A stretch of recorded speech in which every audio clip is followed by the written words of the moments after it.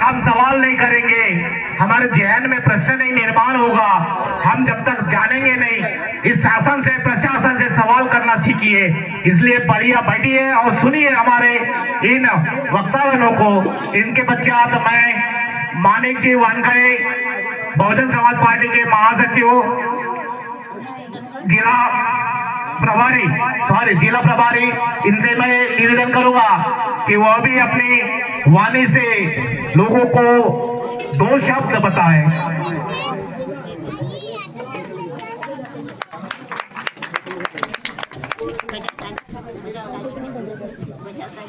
बहुत बहुत धन्यवाद साहब।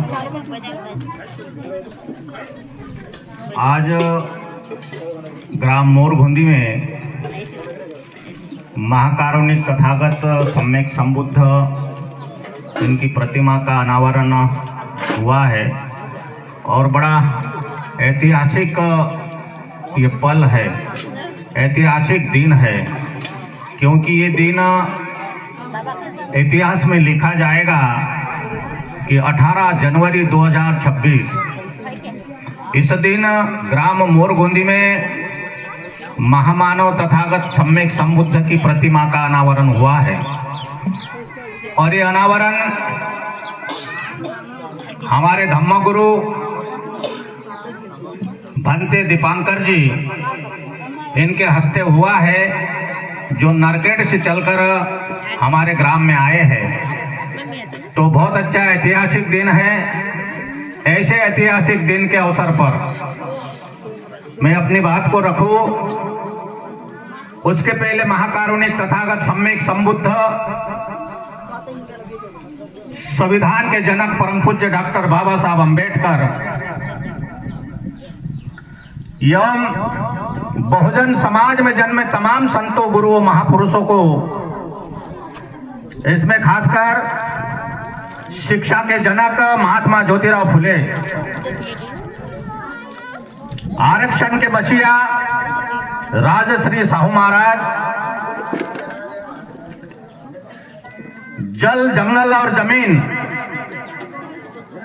और स्वाभिमान की लड़ाई लड़ने वाले वीर योद्धा बिरसा मुंडा और भारत का संविधान का निर्माण करने वाले महामानव डॉक्टर बाबा साहब अम्बेडकर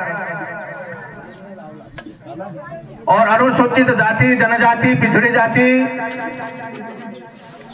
इन जातियों में एक सूत्र में बांधने वाले महानायक मान्यवर साहब कांशीराम जी, इनके चरणों में वंदन अभिवादन करते हुए मंच पर उपस्थित आज के कार्यक्रम के अध्यक्ष सम्माननीय शिंदे साहब, मुख्य अतिथि सम्माननीय देशभ्रतार साहब, सम्माननीय बीके खातरकर साहब जो मुल्ताई से चलकर हमारे बीच में आए हैं, सम्माननीय विज्ञान जगनम साहब, सम्माननीय बागड़े साहब, सम्माननीय सलामे साहब और यहाँ बैठे हुए सम्माननीय सोमपुर साहब और यहाँ बैठे हुए तमाम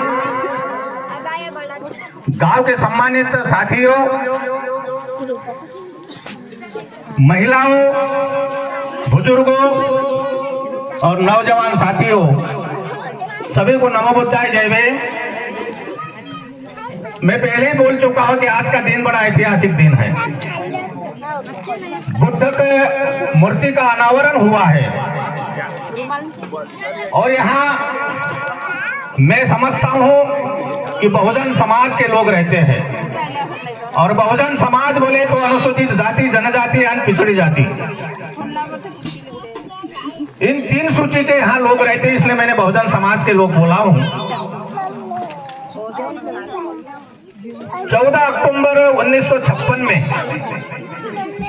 बाबा साहब ने हमें नागपुर की नागभूमि, दीक्षा भूमि पर जो बुद्ध धर्म की दीक्षा दी है, तो लगभग 70 साल हो चुके हैं।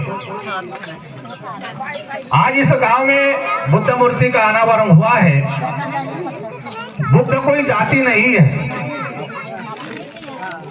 महाकारुणिक तथागत बुद्ध कोई जाति के नहीं है। महाकारुणिक तथागत बुद्ध एक संस्कार है, एक कल्चर है, एक संस्कृति है और वैज्ञानिक दृष्टिकोण को बढ़ावा देने वाले महाकारुणिक तथागत बुद्ध है। इनकी मूर्ति तो हमने बिठाल दी है, बहुत अच्छी बात है। हम बुद्ध को मानने वाले हैं, बाबा साहब को मानने वाले हैं। मैं सभी से अपील करता हूँ कि मानना हमारा काम तो है, लेकिन इसको जानना भी बहुत जरूरी है। महाकारुणिक तथागत बुद्ध, इनको जानना बहुत आवश्यक है, क्योंकि विचार मूर्तियों में नहीं होते हैं, उनके किताबों में होते हैं।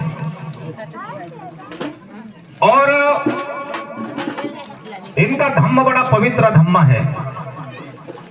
बुद्ध का धम्म ये पवित्र धम्म है, हमें समानता का अवसर देता है, स्वतंत्रता प्रदान करता है, न्याय प्रदान करता है और भाईचारा का निर्माण होता है। यह अनुसूचित जाति, जनजाति, पिछड़ी जाति के लोग हैं। ये बाबा साहब ने भारत के संविधान में इसे सूची बना के रखे हैं। जो अनुसूचित जाति के लोग हैं, जो 1500 जातियां में आते हैं, अनुसूचित जाति 1500 जातियां हैं और अनुसूचित जनजाति जिनको हम आदिवासी बोलते हैं, इनकी 750 जातियां हैं और पिछड़ी जाति जिसमें 4000 के ऊपर जातियां हैं। ये सभी जातियों को मिलकर बाबा साहब अम्बेडकर ने इस संविधान के माध्यम से आपको हक अधिकार दिए हैं। आप यहाँ बैठे हैं, यहाँ कार्यक्रम का आयोजन हुआ है, तो निश्चित ये बाबा साहब ने इस भारत के संविधान में आपके अधिकार लिखे हैं। आपके बच्चे पढ़ते हैं कि नहीं पढ़ते? ये बाबा साहब ने भारत के संविधान के अनुच्छेद 21 का में यह अधिकार दिया है। आपको अपने अधिकारों के प्रति जागृत होना पड़ेगा। और ये बाबा साहब ने जो भारत के संविधान का निर्माण किया है, उसमें अनुसूचित जाति, जनजाति, पिछड़ी जाति एवं तमाम बहुजन समाज या मूल निवासी समाज, सभी के बच्चे इसमें पढ़ेंगे। ये बाबा साहब ने ऐसा उपबंध लिख के गए हैं, इसलिए हमें पढ़ाई का अवसर मिला है। आप 26 जनवरी 1950 के पहले आपको पढ़ने का अवसर नहीं था।